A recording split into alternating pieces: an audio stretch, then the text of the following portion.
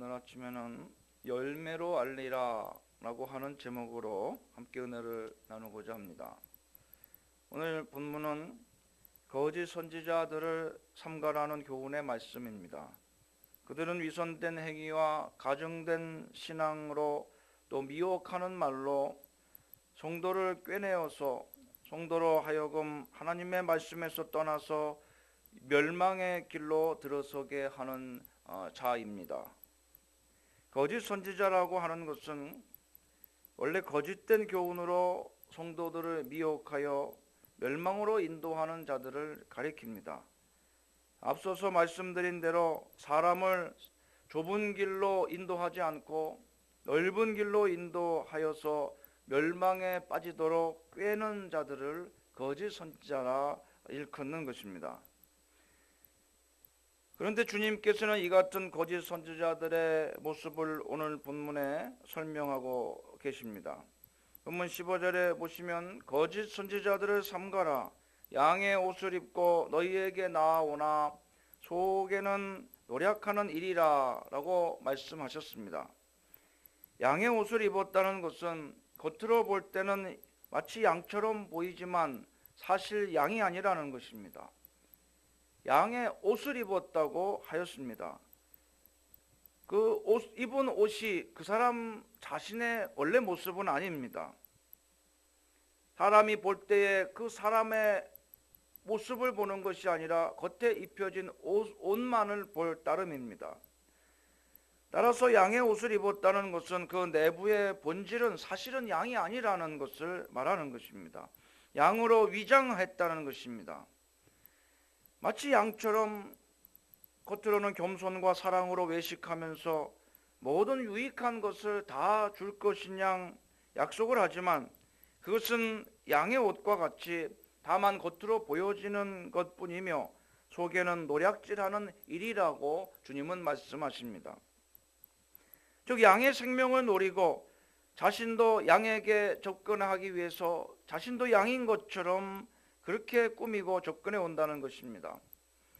그러나 그들의 마음속에는 그 본성인 이리의 본성이 있습니다. 이리처럼 노력하려고 하는 야욕으로만 가득 차 있다고 하는 것을 말씀하시는 것입니다. 주님께서는 이들에 대한 분별법과 또한 이들에게 임할 형벌이 클 것임을 말씀하십니다. 이렇게 양의 옷을 입고 다가오기 때문에 지혜가 없는 양으로서는 그 양의 옷을 입고 자기들 무리 가운데 들어온 이리를 알아챌 수가 없습니다.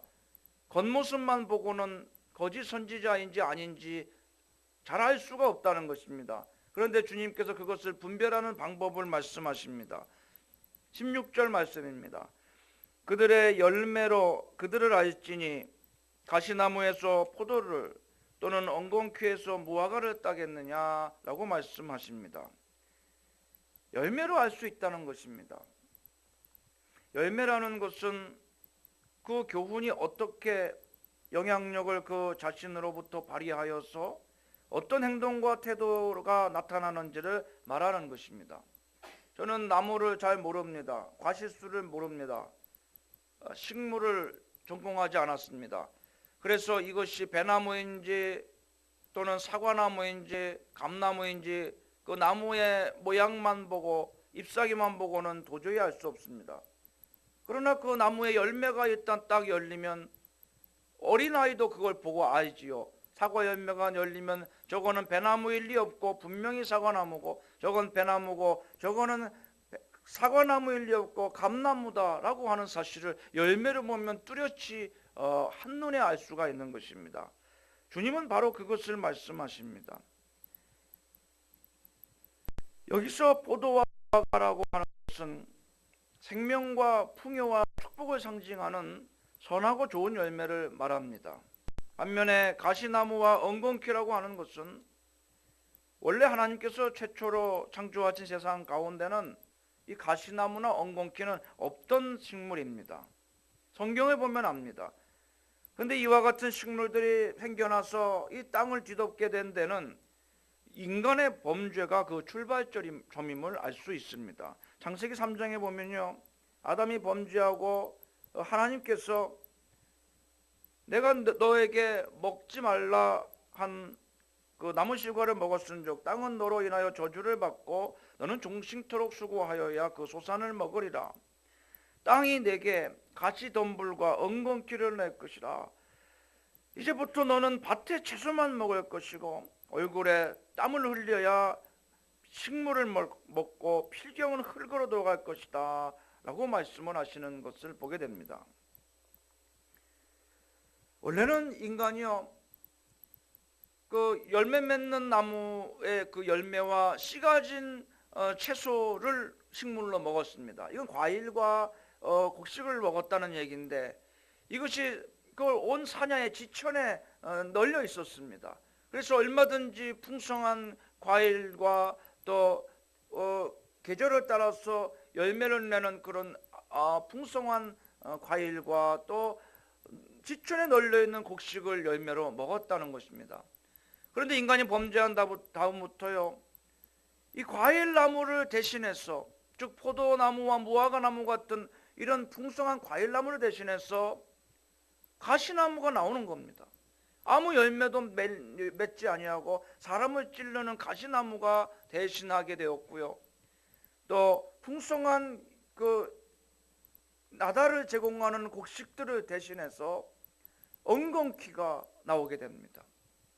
누가복음에 보면은 이 엉겅퀴가 찔레라고 말씀하고 있는데, 이러한 잡초들이 무성하게 자라나게 된다고 하는 것이죠. 그래서 사람이 경작하는 얼굴에 땀을 흘리면서 자기가 인위적으로 경작하는 그 밭에서 나는 채소만 먹을 수가 있게 되었고, 그 사람이 경작하지 않는 자연 세계에서는 과일이나 또는 곡식을 풍성한 소출을 전혀 기대할 수가 없었다고 하는 것입니다.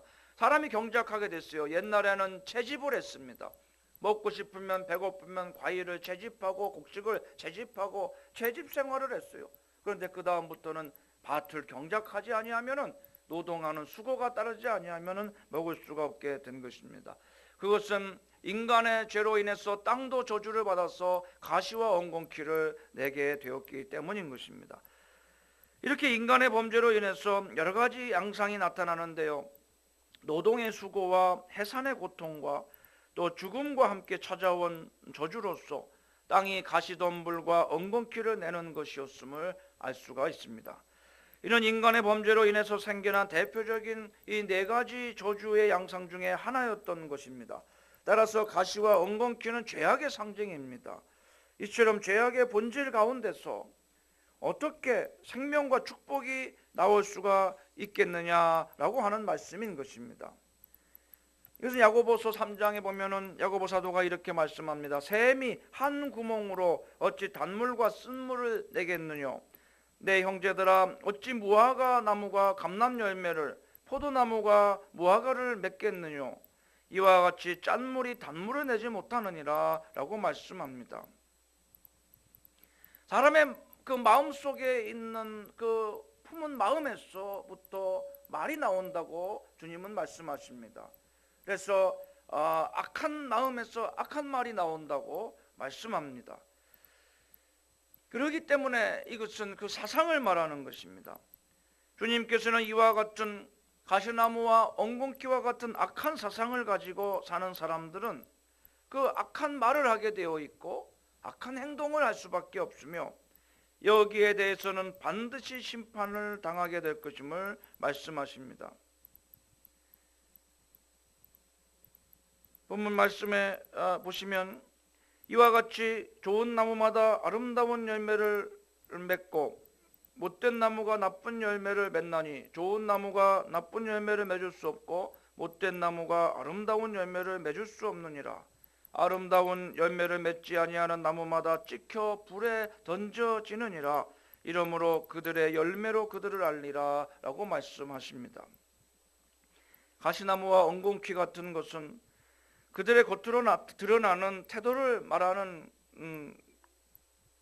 것이 아니라 그들의 본질, 즉 그 마음속에 악한 사상을 품고 사는 내면을 의미하는 것입니다. 이와 같은 악한 교훈을 따르고 퍼뜨리며 하나님을 대적하는 교만하고 악한 사상을 옳다 고집하며 살아가고 있는 사람들은 지금은 아무 벌이 없이 그저 편안한 생활을 하고 있을지라도 최후 심판 날에는 가라지를 모아다가 불에 사르듯이 완전한 멸망의 심판이 기다리고 있는 것입니다. 주님께서 세상 가운데 제자들을 전도대로 파송하시면서 말씀하시기를 너희를 세상 가운데 보내는 것이 양의 이리 가운데 보냄과 같도다 라고 말씀하셨습니다. 그래서 주님께서 그들에게 당부하십니다. 그러므로 너희는 뱀같이 지혜롭고 비둘기같이 순결하라고 말씀하셨습니다. 이것은 뱀같이 지혜로우라는 것은요, 성도의 지혜를 말씀하시는 것입니다. 이 지혜는 땅의 지혜가 아니라 성령의 지혜요 하늘의 지혜입니다. 이 지혜는 순결한 삶을 살게 하며 동시에 그리스도 안에서 승리하게 하는 무기인 것입니다. 오늘 주님께서 우리에게 주시는 성령의 지혜, 하늘의 지혜는 이것입니다. 그들의 열매로 그들을 안다는 말씀입니다.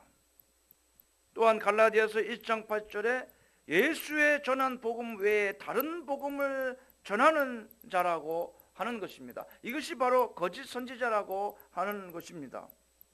그러므로 우리는 이 두 가지의 말씀을 굳게 붙잡고 이 세상의 악한 사상을 우리가 경계하고 분별해야 될 것입니다. 열매를 보라는 것입니다. 그리고 예수님의 전한 복음 외에 다른 복음을 전하는지를 분별하라고 하는 것입니다. 이러한 분별하는 지혜를 마지막 때가 가까우면 가까울수록 우리는 가지고 있어야 됩니다. 모든 예언을 다 믿지 말라고 말씀합니다. 오늘날 이상한 예언을 하는 사람들이 한국에서도 미국에서도 우후죽순으로 생겨나고 있습니다. 이런 것을 다 믿지 말라고 했습니다. 영을 분별하라고 했습니다. 그래서 이런 분별하는 지혜를 소유하시며 그런 악한 거짓 선지자들에게 미혹되는 어리석음에서 벗어나서 비둘기같이 순결한 영혼으로 하나님께 영광 돌리며 순전한 주의 복음을 땅끝까지 전파하시는 복음의 일꾼으로 살아가시는 승리의 삶이 되시기를 주님의 이름으로 축원합니다.